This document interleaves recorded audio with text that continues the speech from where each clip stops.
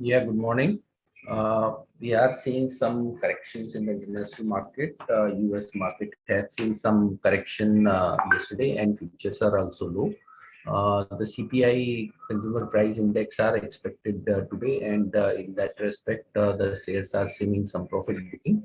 CPI is expected at around 0.6% month on month. Last month also it was around the 0.4%, whereas year on year basis the expectation is at around 5.9% versus last month expectation last month of 5.4%, and 5.9% is on the base of last year 1.2%. So aggregate it is looking, if we take even 2 year perspective, it is somewhere around the 3.5%, which is much higher than the target level of 2% for the Fed.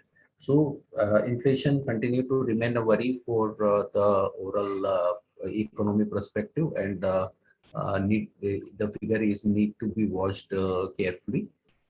Apart from that, we are seeing some softness in the Asian market as well. Most of the markets are down by around 1%, and even the commodities are also seeing some decline today, specifically steel and iron ore. Uh, Steel is down by around 5% in China, and iron ore is down by around 6.6% in China.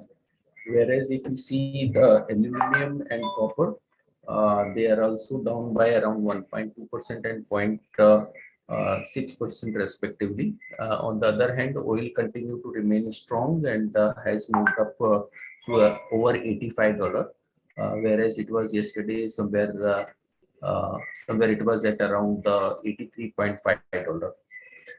For the steel sector, what I feel like the outlook for Indian steel is also seeming becoming more of a negative, specifically for the larger player. For smaller player, we are already seeing some correction in the prices, but the larger player are holding on.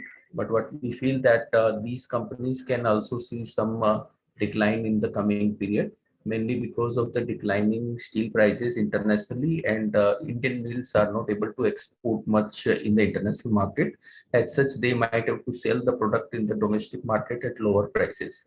The HRC prices of Indian at India level is at around 71,600, which is equivalent to $945, and the international prices are at $845. So it's almost Indian prices are becoming premium to the international prices of almost around 10%.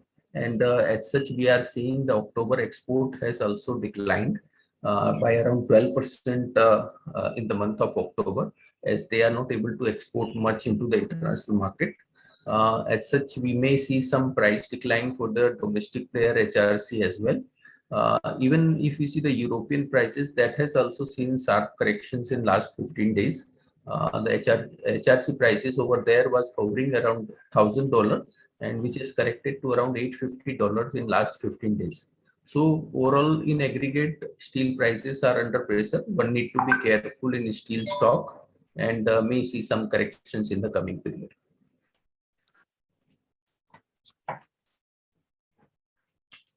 I'll now request technical team to take up from here. Yes, thank you, sir. Good morning, all of you. This is Swati.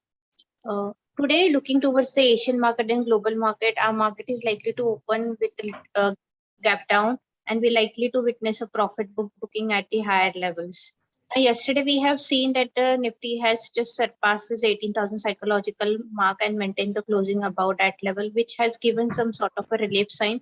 But today, again, we are getting a gap down opening, and that 18,000 will act as a crucial support level. If today also Nifty manages to close below 18,000 psychological mark, then the selling pressure is likely to be extended towards 17,800 to 17,700 in coming few days.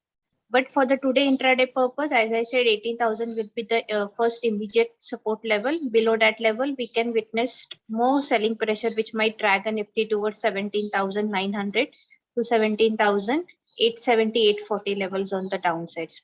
Whereas on a higher side, that 18,000 will be the first resistance zone. If it's cleared at level, then only we can witness some pullback rally, which might take a Nifty towards 18,000 100 to 120 levels on the higher sides.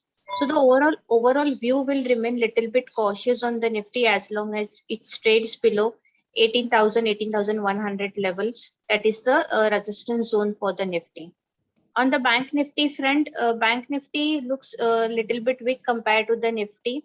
Yesterday, we have seen a pullback rally, but it fails to maintain the 39,600 levels. That is the resistance zone for the Bank Nifty, and it has just maintained a closing below that level, which gives us some sort of a cautious sign. Now, going ahead, 39,300 for a today intraday purpose will be the first support level. Below that level, we expect selling pressure to be to drag a Nifty towards 39,000 levels. And below that level, 38,700, 38,800 levels can be seen. Whereas on higher side, 39,700, which is also the yesterday's high point, that will act as a resistance level. Above that level only, we can expect some pullback rally towards 40,000 level. So these are the important support and resistance level on the Nifty and Bank Nifty. Coming towards the Nifty Finance, for intraday purpose, 19,200 will be the first resistance. Above that level, 19,300, 19,350 levels can be seen. Whereas on downside, 19,000 will be the first support level. Below that level, we can witness some profit booking, which might drag the Nifty Finance towards 18,800 to 18,700 levels on the lower side. As I said, Bank Nifty looks really weak compared to the Nifty. On the Bank Nifty banking sector, HDFC Bank really looks weak, even though the Bank Nifty was showing some sort of a pullback rally, but this particular counter is just trading in the pattern of lower top, slower bottom. Currently, HDFC Bank is trading at around 1580 levels. One can go for a short positions because it is on the verge of giving the breakdown of a cluster support level. So one can go for a short into HDFC Bank at CMP. Stop loss can be kept at 1600 levels. I believe it may fall towards 1540 to 1530 levels on the downside. So one can look for a short position into HDFC Bank. I think that's it from my end. I request derivative guys to take a call forward. Thank you, Swati. A very good morning, everyone. This is Ayush Mehta. I'll be covering the derivative part for today. As Swati had also mentioned, and Sunil sir has also mentioned, that taking the cues from the global markets and SGX Nifty, Indian markets are likely to open gap down, and we will witness a profit booking in today's session. And as per the derivatives data formed in yesterday's session, FIs were net sellers and sold around 2,500 crores of shares. Also, in yesterday's session, we saw a slight profit booking from 18,050 levels. Now, looking at the call option data, call writing was also seen in 18,100 to 18,000 strikes. Along with this, there was a liquidation of put writer position, which shows negative session for another 1-2 days. Well, support from the open interest point of view for Nifty is placed at 17,800 levels. And if we see a closing below that, then we can witness 17,600 to 17,500 levels in Nifty. Now, moving on to the other data, that is PCROI and IndiaVix, they both shows markets will be in range. Markets will be range bound in this week's trading session. And stocks under ban, there are currently three stocks under ban, which are Escorts, PNB, and Sun TV. That's all from my end. I request fundamental guys to take the call forward. Good morning. Credit Access Grameen, the MFI company, posted result which was in line with expectations. This is the only company in MFI where we are seeing that gross NPA was flattish quarter on quarter at 7.7%. And also company has adopted conservative approach of recognizing NPS from 60 days onward instead of normal rule of 90 days. Also, the restructured assets here are at just 1.5% compared to 5% for Bandhan and 10% for Ujjivan. So we feel although MFI is a risky space, but this is one company which is safe within this sector, and long-term investors can look at investing in this company. Only negative that can come here is the third wave of COVID. Otherwise, we are positive on this company.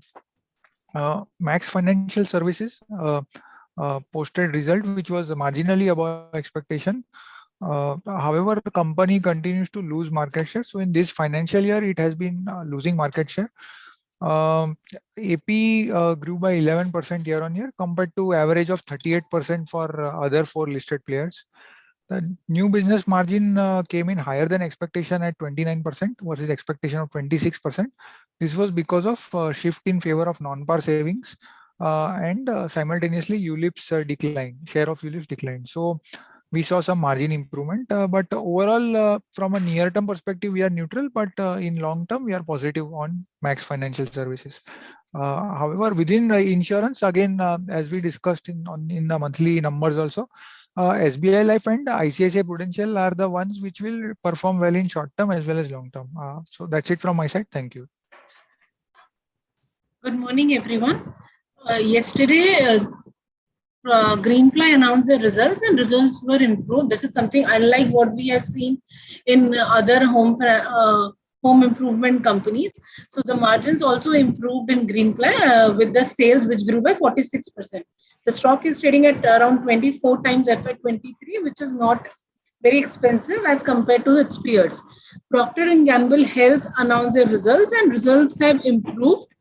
Though the sales was muted around 3% growth, margins have improved Q and Q. So we believe this is good results from Procter & Gamble. AstraZeneca Pharma announced their results, and unlike other MNC companies, result here is declining. Sales degrew by 5%, and also EBITDA margins were at 9% versus YOY 17%. We are not very bullish on AstraZeneca in MNCs. We like Abbott, Sanofi, and Pfizer in this field. There's a small company called Transpec Industries. The results have improved. The sales grew by 100%, though on a very small base. And EBITDA margins have also improved both YOY and Q at 19.7%. So this is a good result, and we can expect positive reaction in today's trade. Then another development which just came by, that Aurobindo has received OI for its Unit 1 API facility. The facility was inspected during the first week of August. This is maintaining the status, so there is no change in that. The unit was already in the OI status. So we believe those is a little negative, or not much, because they're maintaining the status. Thank you.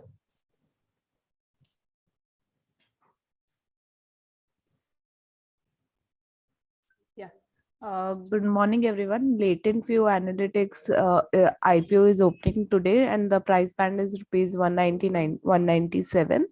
We have recommended to subscribe to the issue. The company is a pure play data and analytics service company in India, and over FY 2019 to 21, the sales have not grown much, and it has grown just by 3.1%, because in FY 19 the management had started to defocus on less margin accretive business, which impacted the revenue in FY 20, and even in FY 21 was impacted due to COVID, and Q1 and Q2 were the impacted quarters, and Q3 saw a strong bounce back, and with this the company could record revenue at par with FY 20. In Q1 FY 22, the company has recorded a growth of 20.3% year on year, indicating recovery. Even EBITDA margins has improved from 25.2% in FY 20 in FY 19 to 35.2% in FY 21, which indicates the company's strategy of focusing on margin accretive business is playing well. With COVID situation normalizing, and some of the expenses like travel and other expenses coming back, we expect it would impact the margins by 2%. ROE of the company stands at 20.9% in FY 21, at the upper price band of 197.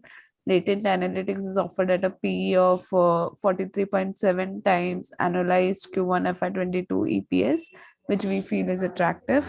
So we have recommended to subscribe to the issue. Other than this, OnMobile has come up with this result, and the company has posted declining set of numbers for the quarter. Redington has posted above expectation set of numbers for the quarter.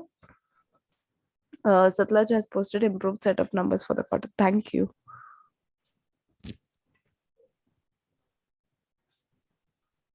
Yeah, apart from that, few more results like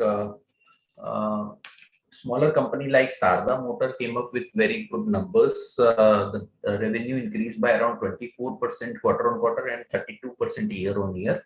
And even the margin has expanded to 10.4% versus quarter on quarter 8.5 and year on year 7.7%. And quarterly EPS is at around 15 rupees, whereas the current price is at around 351.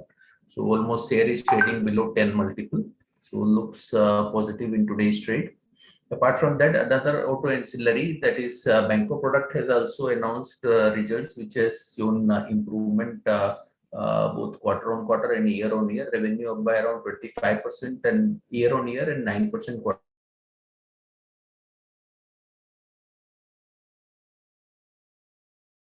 on quarter. So that is also looking a bit cheaper.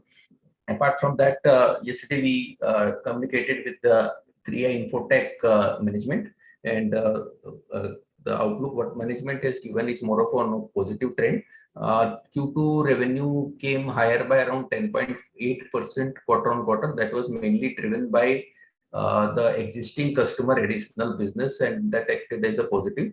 Company has got a good order of around $5 million in the current quarter, and also expecting around $30 million. That is for the 5-year large deal for them in the coming period of near about in the next 2 weeks. And company is targeting around 100 crore order book for new order book for by the year end, so that they can see the revenue can increase by around 100 crore in the next year. Current year they are targeting revenue of around 670 to 680 crores, and that seems achievable considering the current quarter's revenue run rate.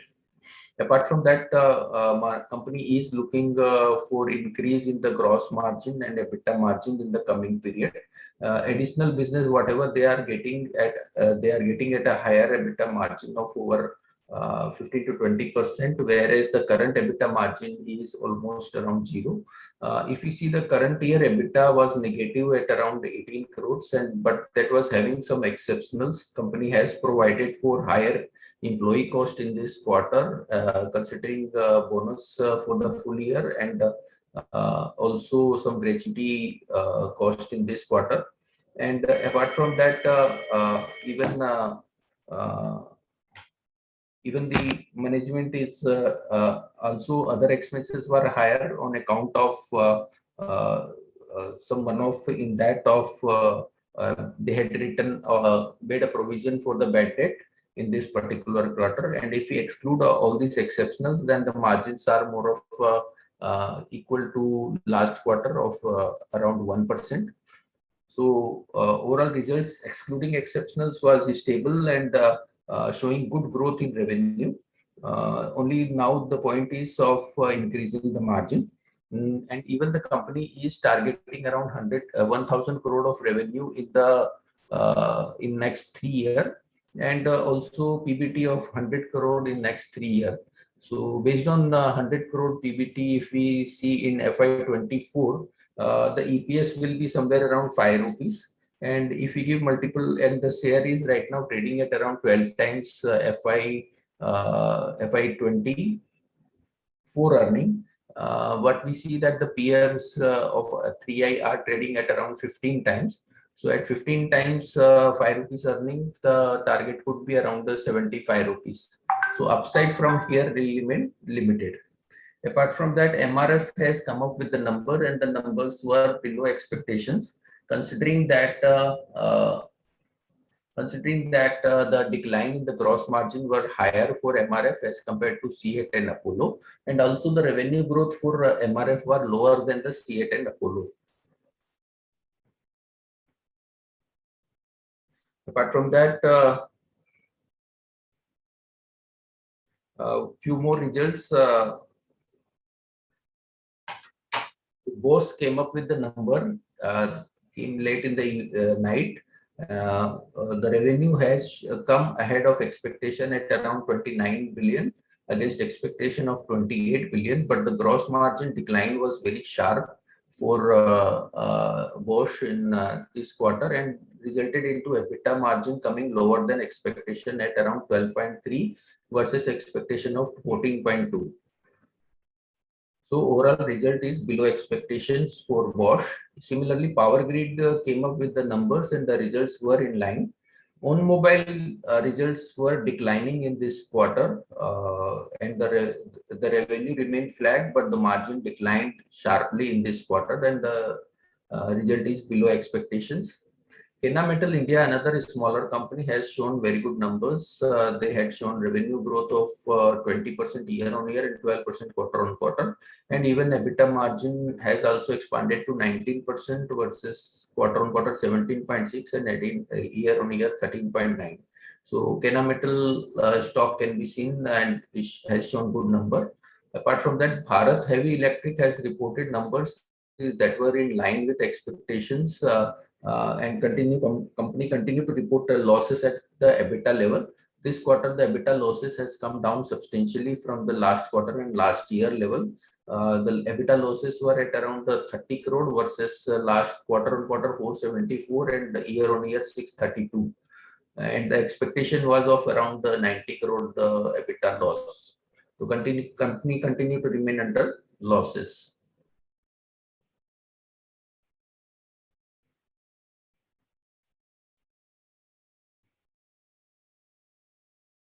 So that's all from us. Results for 11th. We'll talk about major results which are coming. Astral Poly is likely to report numbers are likely to show improvement. We had seen that the Prince Pipe has reported very good number, whereas Supreme the numbers were more of a flattish. Astral being having a larger portfolio of CPVC and also the growth has come from plumbing sector. So Astral should report better number in this quarter. Then Balkrishna Industry, another tire company, but in a different segment, an export segment, is likely to report okay numbers. Then CESC expectations are declining both quarter-on-quarter and year-on-year numbers. Endurance, another auto ancillary, is expected to report better numbers. Margins are expected to improve quarter-on-quarter, though year-on-year it will be lower. And revenue is also likely to improve by around 10% year-on-year. Then Godrej Consumer Product is likely to report numbers and numbers are likely to be more of an okay set of number. Volume growth is expected at around 5%. Revenue is expected to grow about 9% and EBITDA margins are likely to show some declining trend year-on-year, though quarter-on-quarter will be improving marginally. So okay set of number for Godrej Consumer. Then JB Chemical and Pharmaceutical is likely to report number. Here again, the expectations are of more of a stable set of numbers. Margins are likely to remain stable quarter-on-quarter, though year-on-year it will show improvement. And also revenue is likely to improve by around 27% year-on-year, but quarter-on-quarter it will be more of a flattish. Minda Industry, another auto ancillary, is likely to report number. Year-on-year numbers will be very good, but quarter-on-quarter quarter-on-quarter number will be very good because of the lockdown in the previous quarter. But year-on-year we will see margin pressure again in this quarter. Last year the margins were at around 15%, and this quarter it is likely to come down to 11%. So quarter-on-quarter it will be showing bit improvement. So result is likely to be more of an okay set of number. NMDC is likely to report number and numbers are likely to show quarter-on-quarter decline because of the decline in the iron ore prices. And Page Industry is likely to show okay set of number. We had seen Lux and the Dollar has reported very good number, whereas the Lux Page is more of a losing market share and not likely to grow like other player. The revenue is likely to grow by 16% year-on-year, but margins are likely to decline year-on-year, and the EBITDA is likely to grow by around 7%.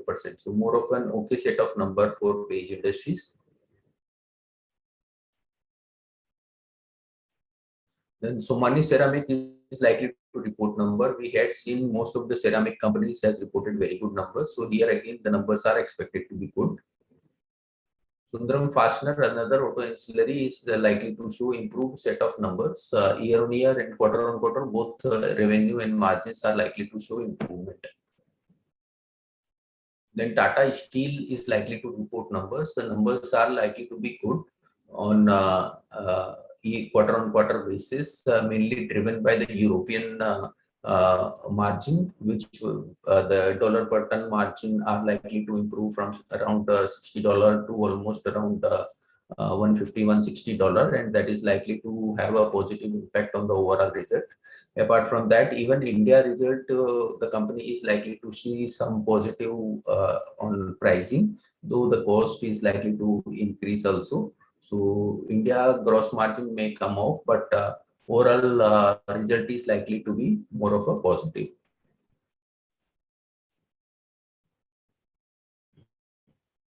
And GE Entertainment is likely to report number. Here again, numbers are likely to show improvement both quarter on quarter and year on year. So that's all from us. Thank you very much and have a good day. Subscribe to our YouTube channel for in-depth interviews of India Inc. and press the bell icon so that you do not miss our updates.